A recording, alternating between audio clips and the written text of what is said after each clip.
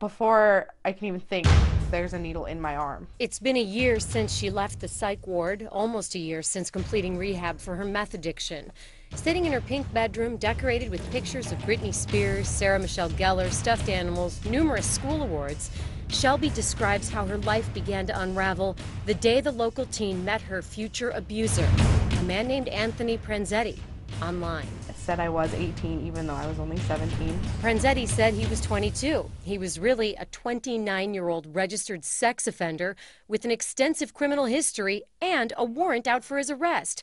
Within a week, Shelby says they admitted their real ages to each other. He didn't care, and their relationship got serious fast. 17-year-old Shelby lying to her parents to be with Pranzetti whenever she could, her grades slipping, and then I was studying really hard for a Spanish exam, and he was like, I have something that'll keep you awake. Shelby says Pranzetti handed her a drink mixed with something that made her feel more awake than she'd ever felt. He told her it was an energy drink. Turns out he was giving her meth.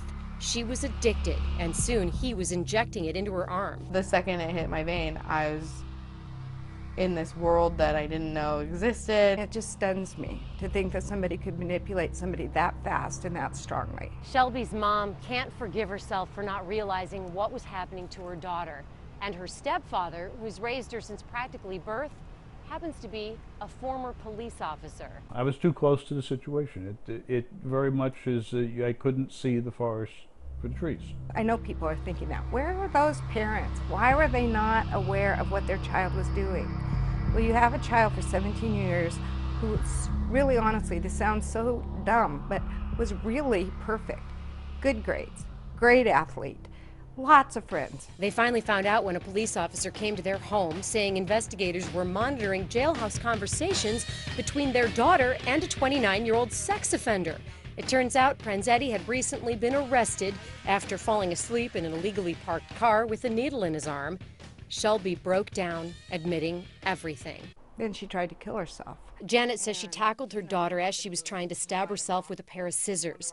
And over the next several weeks, as Shelby recovered, she says she learned Pranzetti had not only videotaped himself having sex with her, but had shared the video with others. Yeah, well, he didn't love me. It's on computers, it's on zip drives, it's on, multiple computers. And on his hard drive, investigators say they found more images of other underage girls. I'm most sad that